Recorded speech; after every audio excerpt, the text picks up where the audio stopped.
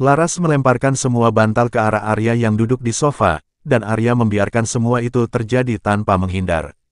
Setelah ia selesai, Arya mendekatinya dan memegang bahunya lalu berkata, "Laras, aku tahu ini sangat mengganggumu. Aku akan memberi kompensasi. Setelah syuting Ocean selesai, aku akan buatkan film yang dirancang khusus untukmu. Apakah itu cukup?" Laras menatapnya dengan senyum getir, dan di tengah senyum itu, air mata membanjiri matanya.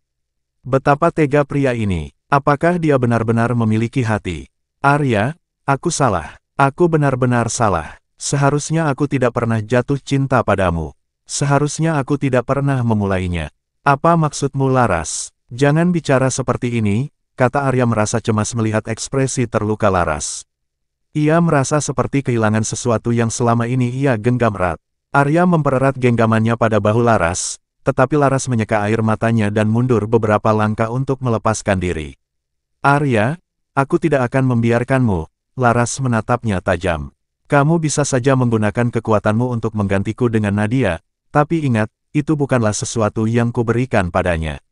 Aku tidak akan ikut Ocean, dan aku juga tidak ingin film yang kamu janjikan itu."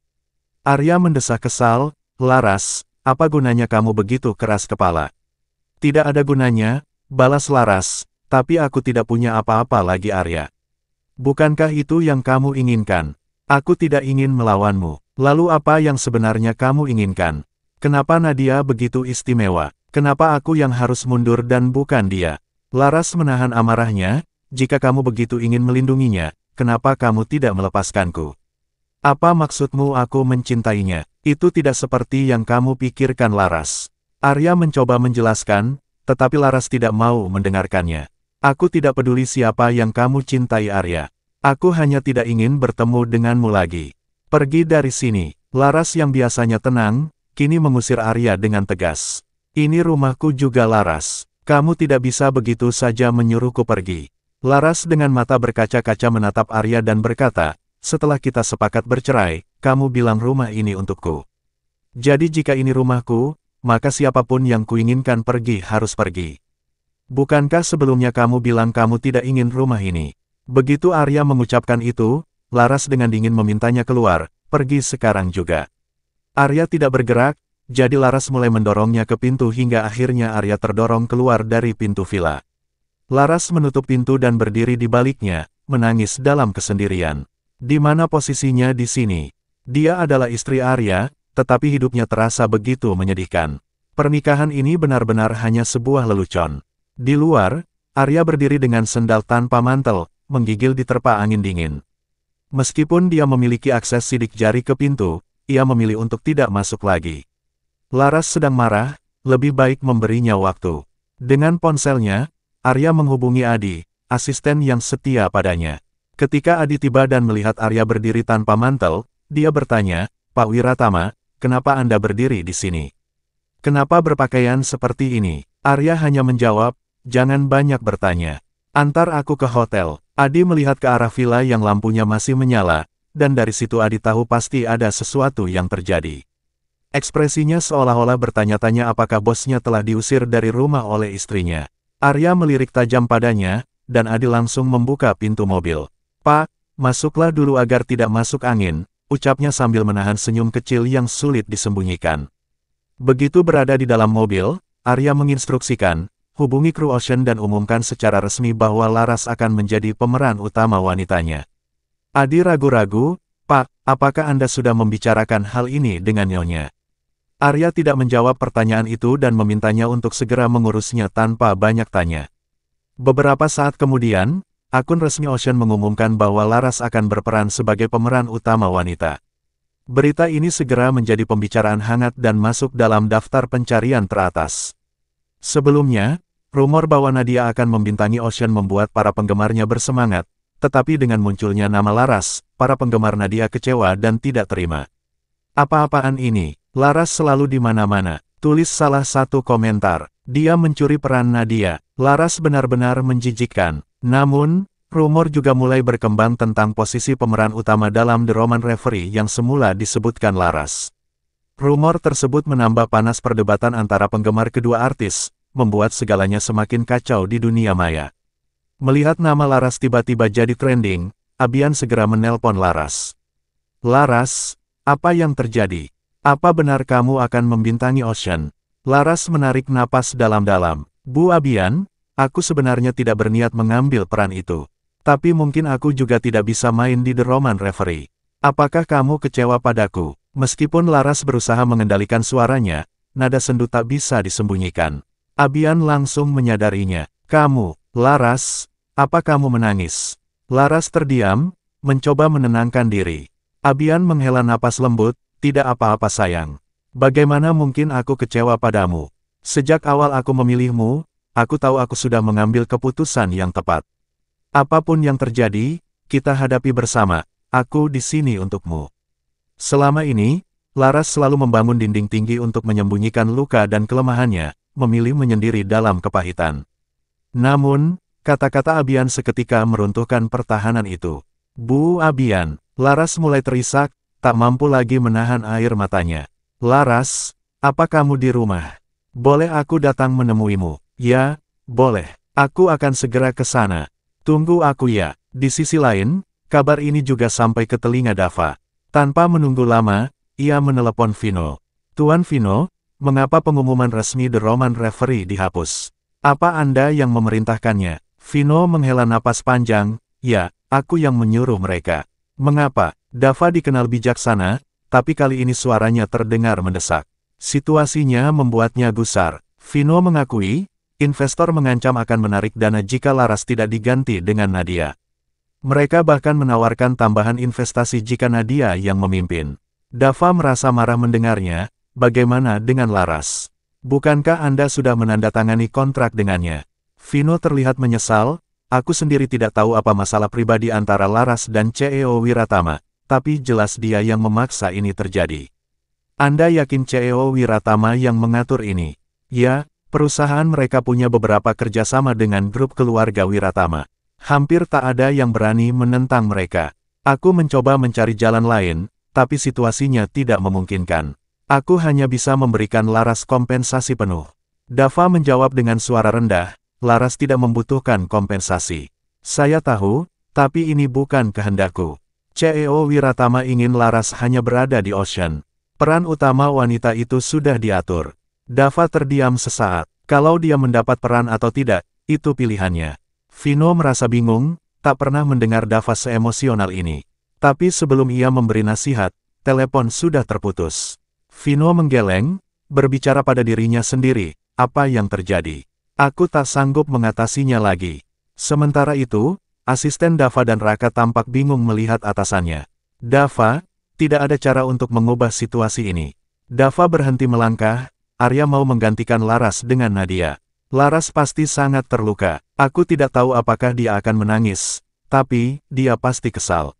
Aku ingat saat dulu ia selalu menangis diam-diam. Dava terhanyut dalam pikirannya, merasakan kepedihan. Ia ingin menghubungi Laras saat itu juga, tapi menahan diri. Hanya ada satu cara untuk menolongnya. Raka, aku harus membantunya. Raka menatapnya dengan prihatin. Dava, jika kamu melakukan ini, akan menimbulkan sensasi besar.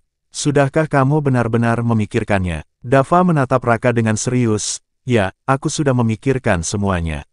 Raka menghela napas, tahu betul Dava tak akan mengubah keputusannya. Di sisi lain, Abian akhirnya tiba di rumah Laras. Setelah mereka berdua berbincang lama, Laras membuat keputusan tegas. Apakah kamu yakin ingin mengambil langkah ini? Tanya Abian. Ya, aku yakin. Langkah ini bisa berarti memulai perang dengan Pak Wiratama. Pikirkan baik-baik. Aku sudah memikirkannya Bu Abian. Dia bukan lagi bagian dari hidupku. Abian menghela napas berat namun berkata, baiklah, jika itu keputusanmu lakukanlah. Dengan tekad bulat, Laras mengeluarkan ponselnya dan membuat pernyataan di media sosial. Namun belum sempat ia menyadari dampaknya, Abian menunjukkan sesuatu di layar ponselnya. Laras, ini bukan karena kamu, kata Abian dengan wajah tercengang.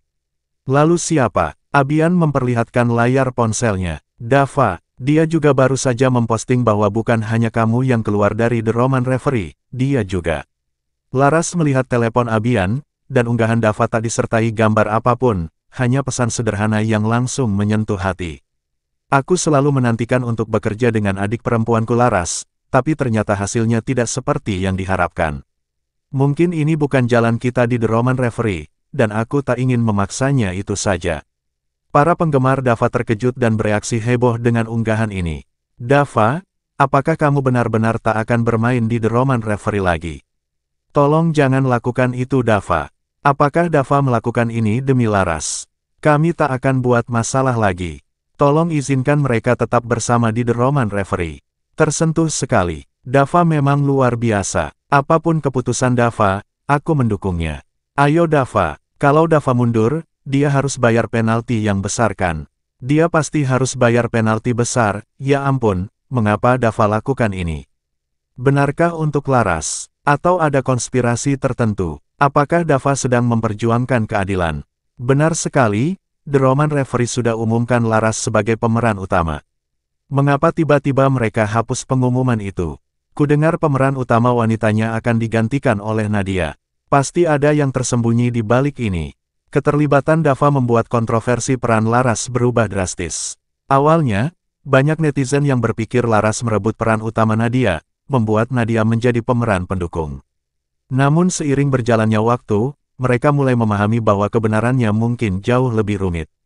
Dava sebenarnya mundur secara sukarela. Ini berarti ia harus menghadapi penalti besar karena pelanggaran kontrak. Apa alasan Dava lebih memilih kehilangan uang daripada melanjutkan perannya?